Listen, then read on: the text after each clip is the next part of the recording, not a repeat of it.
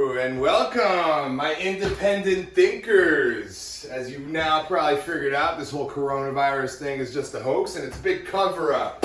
Today we're going to go after the world power domination theory from China.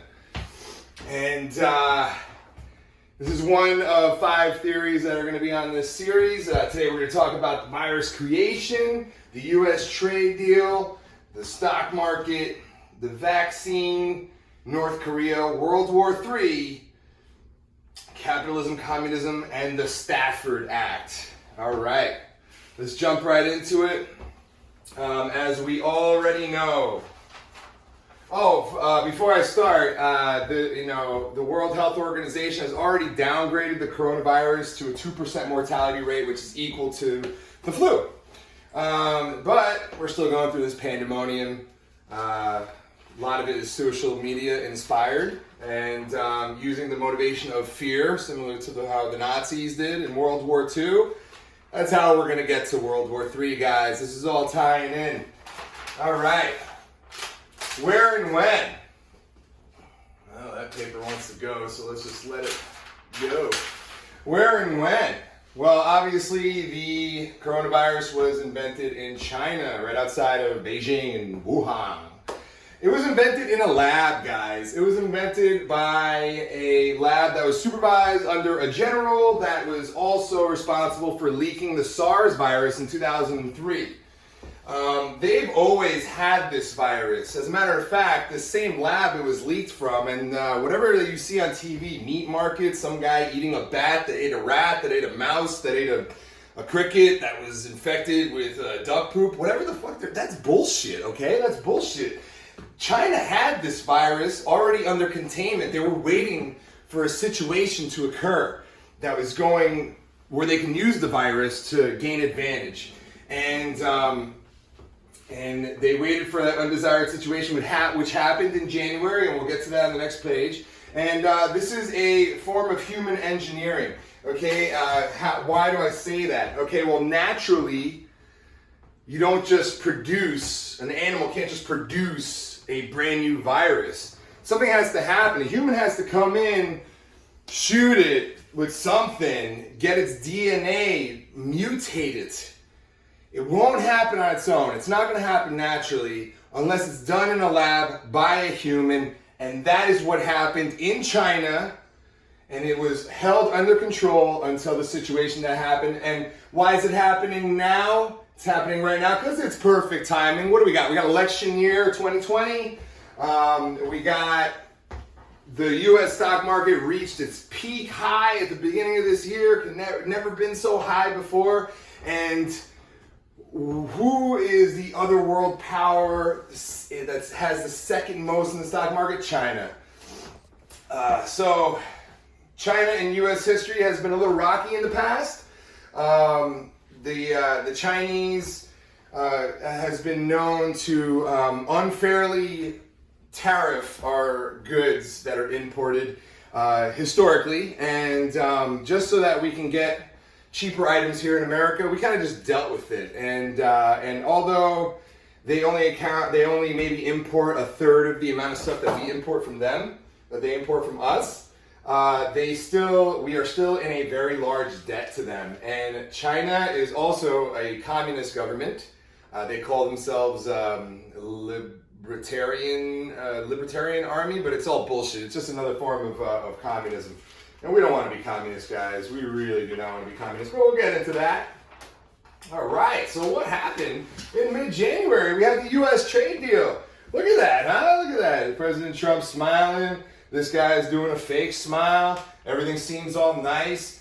So he's one of the first presidents to stand up to this unfair trading system in history, where historically Obama did something that was pretty good too, but nothing like too crazy to even talk about it. But in history, he's the one that's been really trying to get us back on the same playing field with everybody. The rest of the world seems to think that they can tariff and tax the shit out of all U.S. imports. But when they want to send and export stuff over here, if we put a tax on it that's too high, they'll get upset, and Americans are just known for kind of bending over and just accepting it and being like, all right, we'll lower it. So what happened in mid-January? So the trade deal goes as, this is the abbreviated version. Of course, this is an 86-page trade deal, so I'm not going to get into that. We're just going to talk a couple bullet points of the important parts. The U.S. are to maintain a 25% tariff on non-consumer goods coming from China. What does that mean? That means maybe a piece of wood that's used to build something else. It doesn't mean a TV or anything. A consumer good would be a TV, jackets directly from China, but a non-consumer good is something that you use to build a consumer good so that you can then export it from there. So we not only import consumer goods, we also import non-consumer goods. So we're going to maintain that tariff on the non-consumer goods because, of course, we believe that we can make them here ourselves.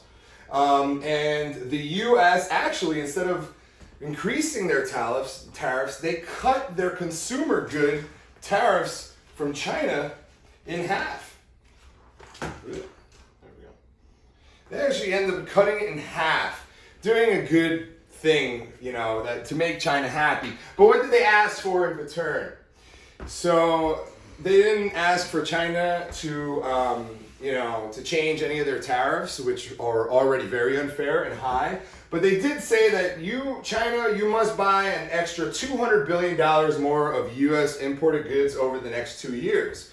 We're not going to bother you about the tariff rate that you have unfairly on our products. But if you do this, and you do buy over $200 billion more in U.S. Imports, which would be a 51% increase from what they've bought in the previous years, then we will actually end up lowering our tariffs even more on your products, on your imports. And but there's also one other thing we want you to do. We want you to forfeit some of your restrictions on farm good imports. That means commodities. That means pork. That means bacon. Well, you name it. Anything that comes from a farm in America and exported to China is a farmed good. And they're asking China to do these restrictions. So what is China saying? China's like, you know what, let's just shake this guy's hand and put a smile on our face, and the second we get out of here, we're just going to fuck him. And we're just going to let go of that coronavirus. And we're going to be like, yeah, we're going to pretend that we like this deal, but we don't like this deal. That's what's going on. So what happened after the trade deal? Right after the trade deal, the coronavirus was released. Oh, God, who would have saw that coming? I did. That's why I'm here, trying to open up your independent thinking minds, guys. I don't want you guys to start falling for everything you hear on the news. I want you to think for yourselves. I want you to see what's happening in the rest of the world. Don't just be like, oh, CNN said that Trump did the coronavirus. No, don't listen to them. Look at what else is going on in the world. Use your noggin. Come on, you should be a proud American, not falling to all the other dumb Americans that take everything for granted. I want you to stand up, guys. This is the time right now to stand up because we are under attack. And what happens after the trade deal? The coronavirus is released. What happens then? The stock market crashes. It's plummeting and it's not going to stop. It is not going to stop. And what am I doing here being broke? Well, shit, I know how to trade on the stock market. I know how to make money when the stock market's crashing. But guess what? All of my money was tied up in equities and those all crashed too. So I can't take any money out to trade on the futures because that's how it is. It's a downward spiral. You gotta have money to make money. So when the stock market plummets, now the phase one of the trade deal is unreachable. So China got what they wanted, huh? They got what they wanted. They released the coronavirus. Now we gotta put a hold on the trade deal. And what is this doing? This is disrupting the supply chains. You can see it when you go to supermarkets. They're empty. Toilet paper shortage. I don't even know why there's toilet paper shortage because coronavirus is a respiratory disease. It doesn't give you the shits. But either way, toilet paper shortage, supply and demand. Diplomatic tensions are the highest they've ever been right now. The highest. And you want diplomatic tensions to be low because you don't want to go to war, right? You don't want to go to war because people die, and people die from other people, not from stupid little coronaviruses. So what happened then with the tensions going up? China begins kicking out U.S. reporters and U.S. financial workers out of China. We don't want you here. We don't want you seeing what we're actually doing. We don't want you reporting things. We don't want you to see that we're actually buying up all of your stock market. And then in response, U.S. bans Chinese imports, and now we are in the Great Depression of 2020. So let's talk about the stock market a little bit. So historically, when it comes to the market, China and the U.S. have always been battling for number one power. And U.S. has always been a little bit up ahead.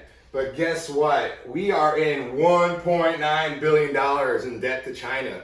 And they are going to use that debt and buy all of our stocks. And we're going to talk about futures, commodities, and equities right now real quick. So equities are the easiest to explain. You go on Robinhood, you go on TradeStation, you can go, there's a whole bunch of apps for it. You can just buy equities. Now, when you're buying shares in equities, what does that mean? You're buying a percentage of that company. So let's say Apple is a very popular one, and you want to buy a share of Apple. I don't know what it's at right now, but it was around like close to 300 not too long ago. It's probably crashed down to like 2. So if you buy a share that costs you $200, and that share might guarantee you like a 0.0001% ownership of that company. That's the easiest way to describe equities. Commodities refer to fuel, refer to crops, it refers to currency, the US dollar. It refers to, you could even trade orange juice, you could trade lemon trees, you could trade feeding cows, or milking cows, whole bunch of those. But either way, when you buy commodities, you are buying part of the United States. You are buying things that are made in the U.S., things that are U.S. owned. You are buying farms. You are buying interest. And futures, NASDAQ, S&P, Dow Jones, a couple different spider indexes out there, are a valuation of our economy. And right now, we are F-U-C-K'd, if you know what I mean. Our futures are down at an all-time low. What does that make us? That makes us vulnerable. China, they got their stuff under control. The virus is already contained there. They've had the vaccine. They've always had the vaccine. And now, so their neighbors, their favorite neighbors in North Korea and Pakistan, all have the vaccine, all have the coronavirus under control. Their stock markets are going up like crazy. Everyone's back to normal, making money. What are they doing? USA is up for sale. It's really cheap right now. Let's go buy it. They are buying USA. And what is going to happen? They're going to end up buying and controlling the majority ownership of major US industries for the years to come. They're going to keep doing it, and then eventually they are going to have majority control of our own country. And that's how that works. Now, why are they so powerful, and why are they able to keep doing this? Well, when you combine a capitalist economy with a communist government, then all of the communists that are in power in the government are the ones that are trading the money. So you can't trade the money unless you are part of that communist government. And that means all that money goes towards military and science, because that is what they do. And that's how they are going to become the world power. Now, what's going on with vaccines and medications? Well, we already know that 80% of everything sold here in the U.S. comes from China. Well, guess what?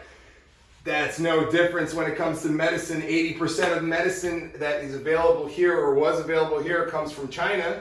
And, I said it already, but China, North Korea, Pakistan are already contained. They all have the vaccine. They are allies. China shares it with their friends. And those are their 2 closest friends. But then why are people still dying in China? Because I know you're going to ask this question. Don't screw with me. You're going to ask me this question of, but you didn't know why they're still dying. Well, guess what? It's a communist country. So if the poor people and the peasants and the weak that are not part of forwarding this country to making it a world power, then they're disposable. And they need to cover this up somehow. So if all the people just stop dying in China, then everybody would figure out this conspiracy. So they got to let the weak ones die so they could show that they're still on board and kind of play the game that they're playing right now, because they're playing a really good game. China's way the hell ahead of us, guys. We got to get up on board with our shit. All right, so what's going on? China is waiting for us to beg for meds in exchange for power. And they're using the pandemonium to take advantage of that situation. The more we get crazy, The more we quarantine ourselves, the more the stock market drops. When we close businesses like things are going on, the stock market drops. When we make curfews, the stock market drops. It makes us weaker. Every step that we've taken so far during this epidemic, this pandemic, this pandemonium, is actually making us weaker and it's making us fall right into the palm of their hands. China will eventually just be like, ha ha ha, you're now Chinese. So, this vaccine was, I think I talked about this before. This is a strong theory of mine. The vaccine was invented before being released from an American, possibly American-owned lab. I heard, it's been a while, but I heard somebody during, when Hillary was running for president, was opening up labs in China and stuff. That might be false information, so I didn't put it on here to quote it. But I did hear that there was an American involved in one of these own labs. And there's General Chen, who actually has lab results from coronavirus that they found dating all the way back from 2003, when he released the SARS virus in China, another respiratory disease. Now, that SARS virus, I strongly believe that the bacteriophage, if you watch my first video, they use the same bacteriophage for the SARS virus that they're using for the coronavirus.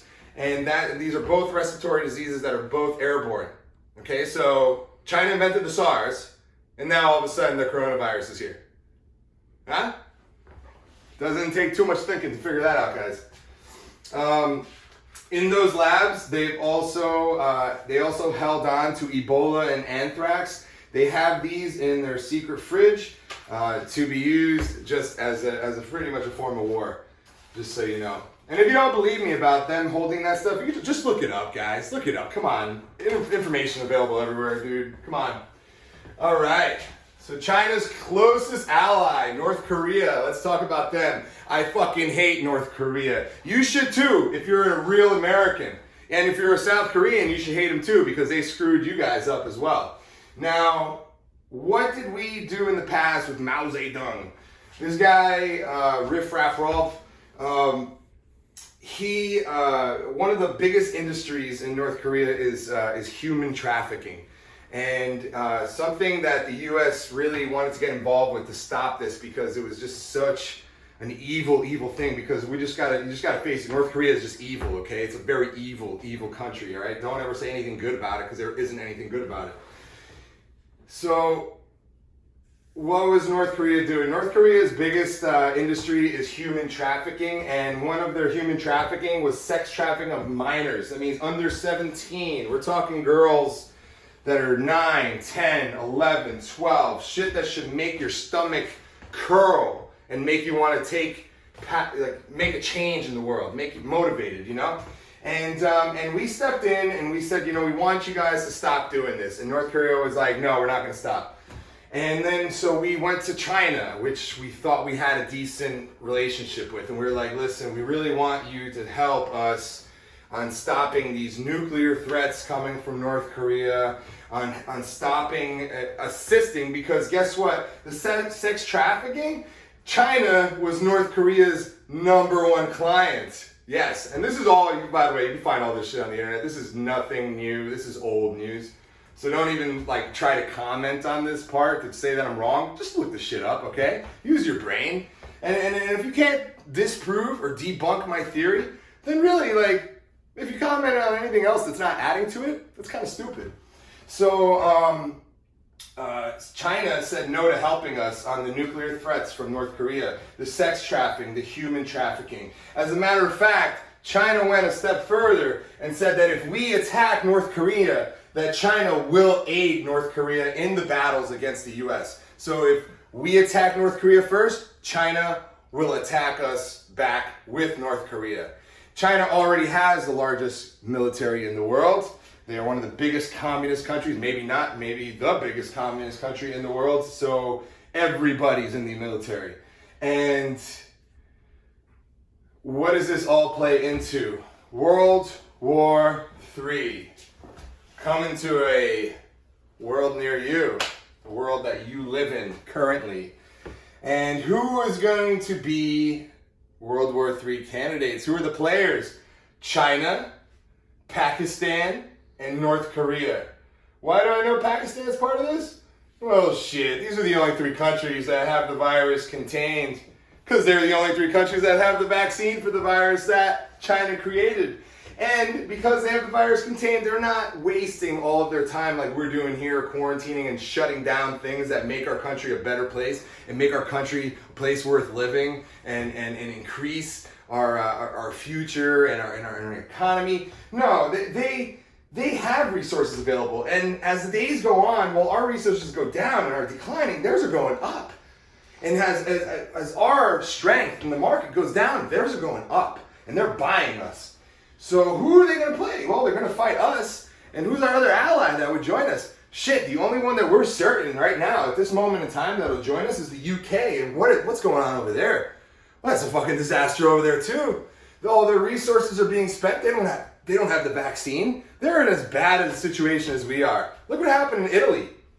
A shout out to Dennis Patty for debunking my inaccuracy when I was praising Italy's socialist tactics on getting rid of the coronavirus. Turns out they did not work, and Italy is in a bad state. But World War III, hands down, China wins. Sorry, guys. I know we want to think that we're going to win this. World War III, we're all Chinese. Let's try to avoid this world by making smart decisions and by trying to change our economy and how it works. So I got some predictions. This is a shorter video than the last one because I got some comments that last one was too long. So here are the predictions I'm going to make for you right now. The Stafford Act by the end of this week. Today is Tuesday, March 17th. St. Patty's Day. This is Saddie's Day. There is nothing happy about this day today, not this year. The Stafford Act is